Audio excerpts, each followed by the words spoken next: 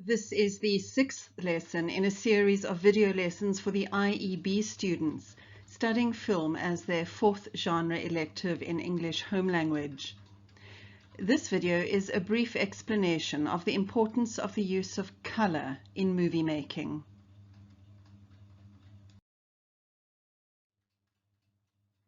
The world's earliest surviving motion picture film showing actual consecutive action is called Roundhay Garden Scene. It's a short film directed by French inventor Louis Le Prince in 1888. As you can see from the still shown on this slide, it's in black and white. This is the tiny scrap of film negative that is left from that film. It plays for just over 2 seconds. It's believed to be the oldest surviving film in existence. The first motion pictures were photographed using a simple homogeneous photographic emulsion that yielded a black and white image.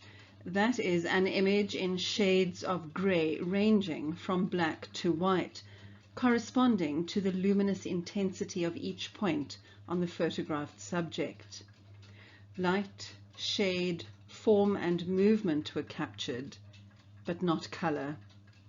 This slide shows a still from Casablanca, the 1942 classic starring Humphrey Bogart and Ingrid Bergman.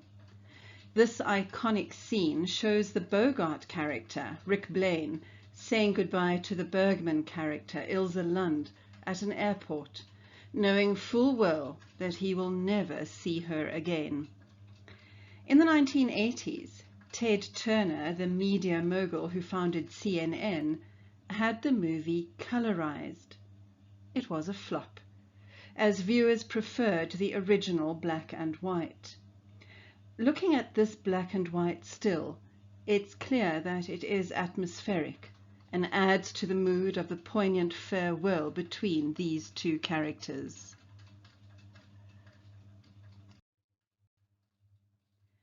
While all early films were shot in black and white, the cinematographers soon included color by dyeing the film stock or painting or stenciling colors onto the film. Unfortunately, most of these films have been lost, with just a few bits and pieces preserved in various museums, galleries, and historical archives around the world. It was Walt Disney who challenged perception by using color for Snow White and the Seven Dwarfs in 1937. He had to mortgage his house to make the film using a new technology which was branded Technicolor. He was roundly criticized for his belief that color would enhance the medium of animated movies. One of the first feature films to be produced using the new Technicolor was the 1939 Wizard of Oz. By today's standards, the colors appear rather washed out.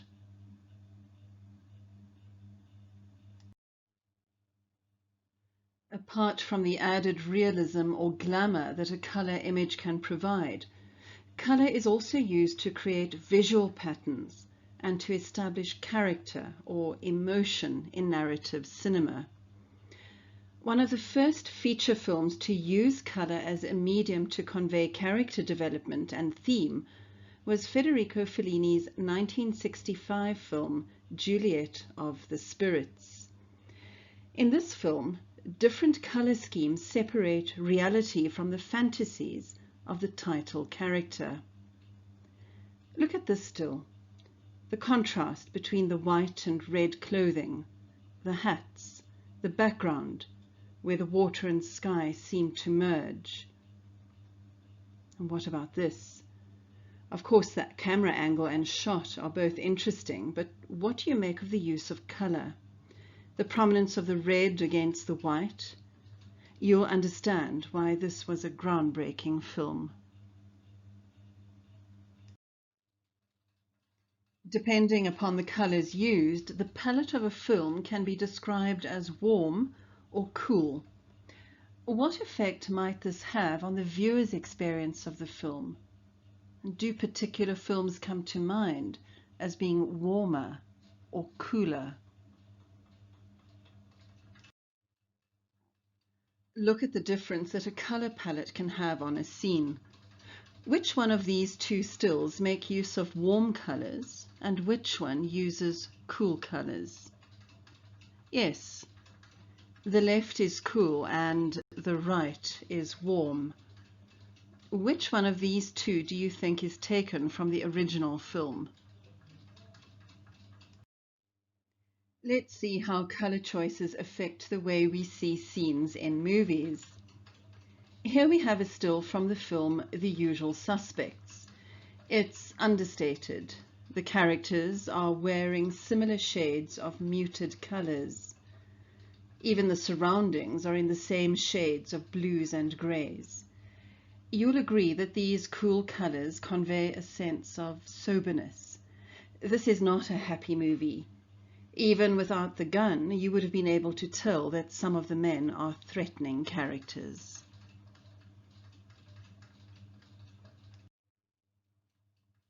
Here we see warm colors from the 2013 movie Her.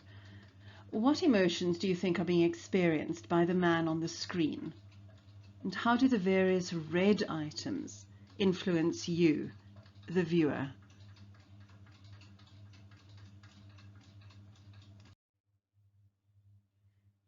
Here's a palette of warm colors taken from the 2000 movie Oh Brother, Where Art Thou? While looking at these stills, also pay attention to the mise-en-scene. Look at the scruffy country appearance of the men, their costume, which puts the movie in the previous century, the expressions on the men's faces, and most importantly, did you notice the nooses hanging from the branches?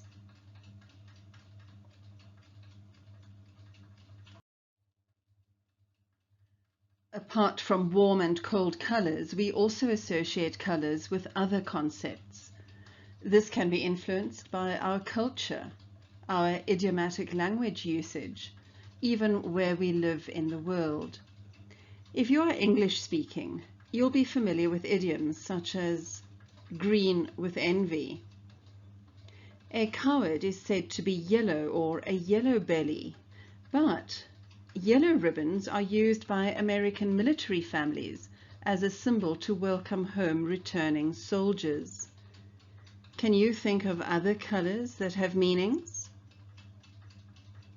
Do you agree with these ones? That blue is for calm and stability. Red is for love or anger. Black is for mystery and evil. Orange for wealth and happiness. Pink for tenderness. Purple for royalty. Are there any here that surprise you?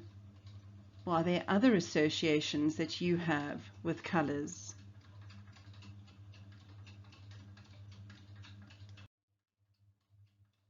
This is a still from the 2010 movie Scott Pilgrim versus the World. Pause for a moment and consider the color choices. The green wall as a background, the colors of the shirts. Did you notice the contrasts? He has a mauve t-shirt sticking out from his blue shirt, while she has a blue pocket on her mauve shirt. This links the two characters, as do the red paper cups that they are holding, and the different color hairstyles. What assumptions are you making about these two characters?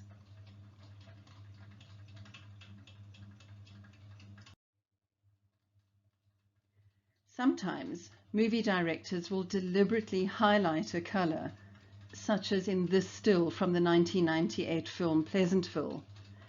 The audience attention is drawn to the red blouse on the young woman passing the middle-aged men, in the same way as their attention is obviously drawn to it.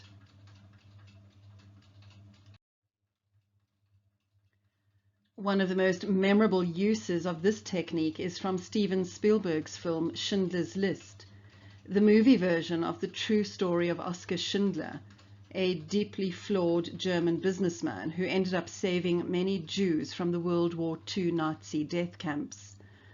The film is shot in black and white, giving it the feel of a documentary. Early in the film, the main character, Oskar Schindler, sees the Nazis rounding up Jews in the Warsaw Ghetto. As Oskar watches, he sees a little Jewish girl in a red coat. This technique makes this little girl stand out from the rest. As an audience, we are moved by the youth of this girl, her innocence. Spielberg does this to make us connect with this silent character. We take note of her. We wonder who she is. And so later in the film, when we see this, we are horrified. This little girl is another victim of the Nazi genocide. And because we made a connection with her through the simple use of a red coat, we are now emotionally invested in her tragic fate.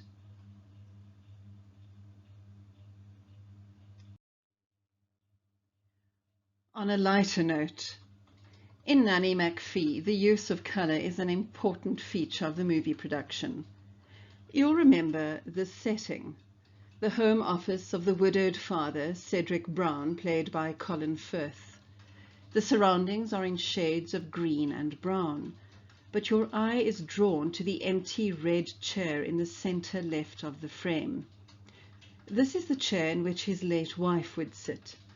And although we never see the late wife, her presence permeates the film with this clever use of prop and colour. In times of crisis, Colin Firth's character will address his late wife by talking to the red chair. In this still, do you notice that there's a pile of papers on the left in a very different colour scheme? These papers are in cold blue shades. They are the mounting bills that Mr. Brown has to pay. The contrast in colour is deliberate and effective.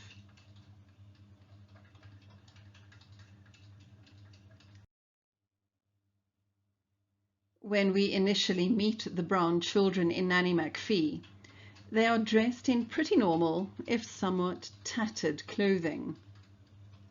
The colours are ordinary, unremarkable, and the title character dresses in dowdy dark shades, like this black coat and hat that you see here. And then along comes this character, Mrs. Selma Quickly, a possible stepmother to the children. The only way that the family can save itself financially is if Mr. Brown marries this woman. The colours are deliberately bold, striking, even jarring. It's over the top.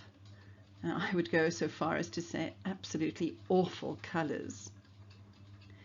The children are redressed to impress the potential new Mrs. Brown, and we can see just how uncomfortable and unimpressed they are in these brightly coloured clothes. And I hope you've picked up on the family surname, Brown, and how it contrasts with the gaudiness of the new wife, mother. The movie ends with the replacement of this bride with this one. Compare the colours. Look at the dresses, the cakes. You are being manipulated to form opinions about characters by the clever use of colour.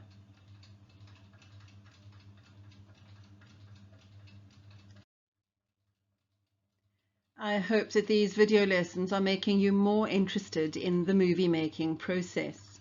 You should watch a wide variety of films appreciating the craft and artistry that goes into their making. For films that are renowned for their innovative use of colour, I suggest that you start with the following. Woody Allen's 1979 film, Manhattan. The 1984 film, Amadeus. Three Colors Red from 1994, and Pleasantville from 1998. There are so many more examples that I could have given to you. Enjoy the viewing and do some research. Film study can be a life-changing section of the curriculum as you are learning to appreciate the art of good filmmaking.